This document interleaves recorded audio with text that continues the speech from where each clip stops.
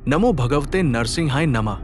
उग्र वीर महाविष्णु ज्वलंत सर्वतोमुखम। नृसिंह भीषण भद्र मृत्यु मृत्यु नमाम्यहम्। नमस्कार मित्रों, स्वागत है आपका इस दिव्य और प्रेरणादायक यात्रा में, जहां हम जानेंगे भगवान विष्णु के उस अवतार की कथा जिसने अहंकार को उसके चरम पर जाकर रोका और बताया कि सच्ची भक्ति ही ईश्वर को प्रसन्न करती है। ये कथा है नरसिंह अवतार की। तो बैठ जाइए ध्यानमग्न होकर, क्योंकि ये कोई कहानी नहीं बल्कि धर्म, भक्ति और न्याय का अनोखा संगम है। बहुत समय पहले की बात है, सृष्टि के प्रारंभिक युगों में, त्रेता से भी पहले, जब देवता और असुर एक साथ ब्रह्मा जी की संतानों के रूप में विद्यमान थे।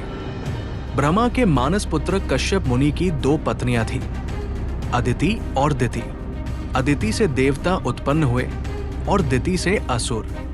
दिति के पुत्रों में प्रमुख थे हिरण्याक्ष और हिरण्यकशिपु।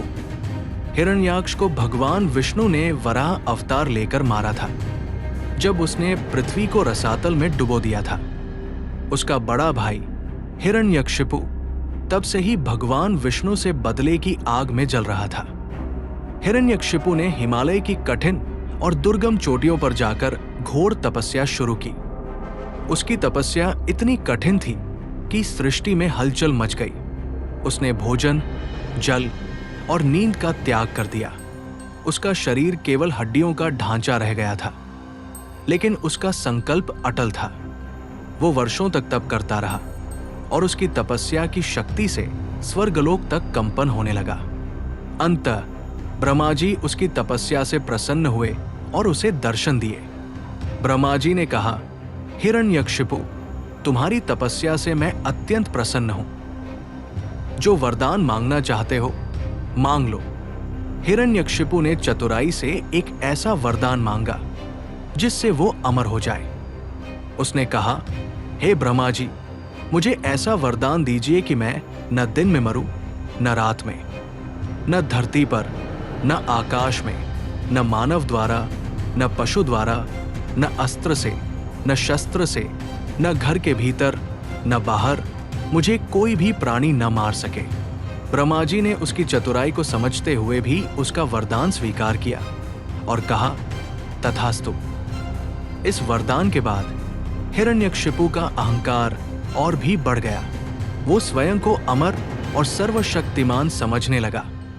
उसने तीनों लोकों, स्वर्ग, पृथ्वी और पाताल पर अपना आधिपत्य स्थापित कर लिया। उसने घोषणा की कि अब कोई भी भगवान विष्णु की पूजा नहीं करेगा, बल्कि सभी उसकी पूजा करेंगे। हिरण्यकशिपु की पत्नी कयाधु गर्भवती थी जब हिरण्यकशिपु तपस्या के लिए गए थे। उस समय देवताओं ने राक्षसों पर आक्रमण किया और कयाधु को बंदी बना लिया, लेकिन देवर्षि नारद ने कयाधु को अपनी शरण में लिया और उनकी रक्षा की। नारद जी ने कयाधु को भगवान विष्णु की महिमा और भक्ति के बारे में बताया। कयाधु ने नारद जी से भक्ति और ज्ञान प्राप्त किया और ये ज्ञान उनके गर्भ में पल रहे बालक प्रहलाद तक भी पहुंचा। जब प्रहलाद का जन्म हुआ, वो जन्म से ही भगवान विष्णु का परम भक्त था। उसका हृदय हरि भक्ति से भरा था। बचपन से ही वो भगवान विष्णु का नाम जपता। वो बालक अपने पिता के राज्य में केवल एक नाम जपता था, नारायण, नारायण, नारायण। हिरण्यकशिपु ने प्रहलाद को राक्षसी शिक्षा देने के लिए अपने गुरुओं शुक्राचार्य के पुत्रों शंड और अमर को नियुक्त किया। वे प्रहलाद को युद्ध कला, शक्ति और राक्षसी नीतियों की शिक्षा देना चाहते थे, लेकिन प्रहलाद का मन इन सब में नहीं लगता था। वो हर समय भगवान विष्णु की भक्ति में लीन रहता। जब गुरु उसे कुछ सिखाने की कोशिश करते, प्रहलाद भगवान की महिमा का गुणगान करने लगता। एक बार गुरुओं ने हिरण्यकशिपु से शिकायत की, महाराज, आपका पुत्र प्रहलाद हमारी बात नहीं मानता। वो हर समय विष्णु का नाम लेता है और दूसरों को भी उनकी भक्ति करने को कहता है। ये सुनकर हिरण्यकशिपु क्रोधित हो गया। उसने प्रहलाद को बुलाया और पूछा, प्रहलाद, तुम मेरे आदेशों का उल्लंघन क्यों करते हो? विष्णु की भक्ति छोड़ दो और मेरी पूजा करो। प्रहलाद ने शांत और नम्र स्वर में उत्तर दिया, पिताजी, भगवान विष्णु ही इस सृष्टि के रचयिता और पालक हैं। उनकी भक्ति ही जीवन का सच्चा उद्देश्य है। मैं उनकी भक्ति कभी नहीं छोड़ सकता। प्रहलाद का ये उत्तर सुनकर हिरण्यकशिपु का क्रोध और बढ़ गया। उसने प्रहलाद को दंडित करने का निर्णय लिया। हिरण्यकशिपु ने प्रहलाद को भगवान विष्णु की भक्ति छोड़ने के लिए कई बार समझाया, धमकाया, और जब वो नहीं माना तो उसने क्रूर अत्याचार शुरू कर दिए। लेकिन प्रहलाद की भक्ति अटल थी। वो हर कष्ट को भगवान का नाम जपते हुए सहन करता रहा। हिरण्यकशिपु ने प्रहलाद को एक गहरे गड्ढे में फेंक दिया, जिसमें हजारों विषैले सर्प थे। सर्पों की फुफकार से पूरा वातावरण भयावह हो गया। लेकिन प्रहलाद ने भगवान विष्णु का स्मरण किया और नमो भगवते वासुदेवाय का जप शुरू किया। भगवान की कृपा से सर्पों ने प्रहलाद को छुआ तक नहीं। वे उनके चारों ओर शांत होकर बैठ गए, मानो प्रहलाद की भक्ति का सम्मान कर रहे हों। हिरण्यकशिपु की बहन होलिका को अग्नि से न जलने का वरदान प्राप्त था।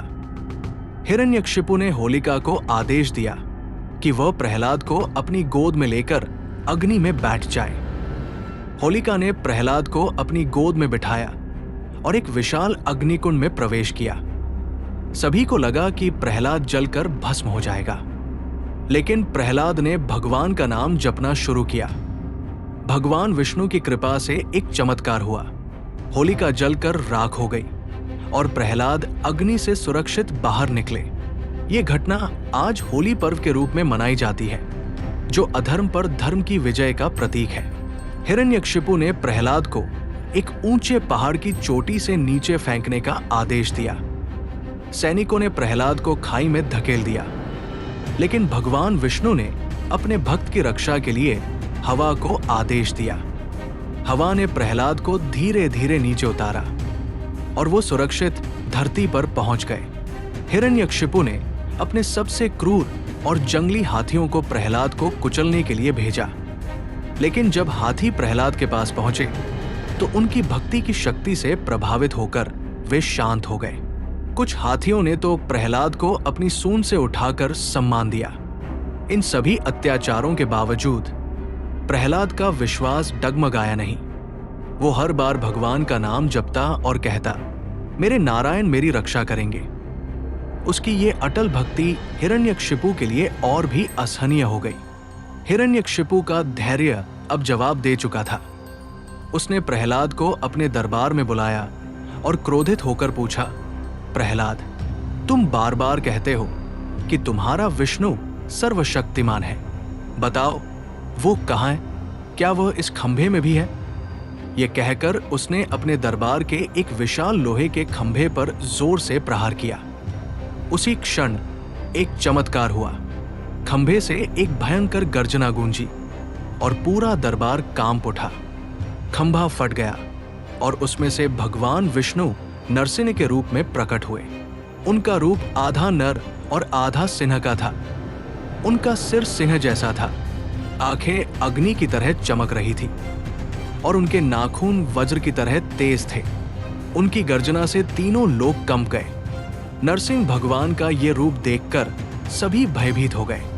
हिरण्यकशिपु भी एक पल के लिए डर गया, लेकिन उसके अहंकार ने उसे युद्ध के लिए उकसाया। उसने अपनी गदा उठाई और नरसिंह पर हमला कर दिया, लेकिन नरसिंह भगवान के सामने उसकी शक्ति तुच्छ थी। नरसिंह भगवान ने हिरण्यकशिपु को अपनी गोद में उठा लिया और उसे महल की देहरी पर ले गए। ये स्थान न घर के अंदर था न बाहर। समय सायंकाल का था, जो न दिन था न रात। नरसिंह ने अपने तेज नाखूनों से, जो न हथियार थे न बिना हथियार, हिरण्यकशिपु का पेट फाड़ दिया। इस तरह ब्रह्मा जी के वरदान का पालन करते हुए भी भगवान ने हिरण्यकशिपु का वध किया। हिरण्यकशिपु की मृत्यु के बाद नरसिंह का क्रोध शांत नहीं हुआ।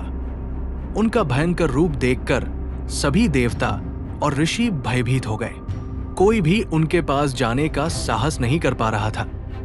जब सभी डर रहे थे, तब बालक प्रहलाद नन्हे कदमों से नरसिंह भगवान के पास गए। उन्होंने भक्ति और प्रेम से भरे भजनों के साथ नरसिंह की स्तुति शुरू की। प्रहलाद ने कहा, हे नारायण, आप मेरे रक्षक हैं। आपका ये रूप भक्तों के लिए कल्याणकारी और दुष्टों के लिए भयंकर है। मेरे हृदय में आपका प्रेम और भक्ति सदा बनी रहे। प्रहलाद की भक्ति भरे शब्दों और मधुर भजनों ने नरसिंह भगवान का क्रोध शांत कर दिया। भगवान ने प्रहलाद को अपने गोद में बिठाया और उन्हें आशीर्वाद दिया। उन्होंने कहा, प्रहलाद, तुम्हारी भक्ति ने मुझे प्रसन्न किया है। तुम सदा धर्म और सत्य के मार्ग पर चलते रहो। नरसिंह भगवान ने प्रहलाद को हिरण्यकशिपु के सिंहासन पर बैठाया और उसे धर्म के अनुसार राज्य करने का आदेश दिया।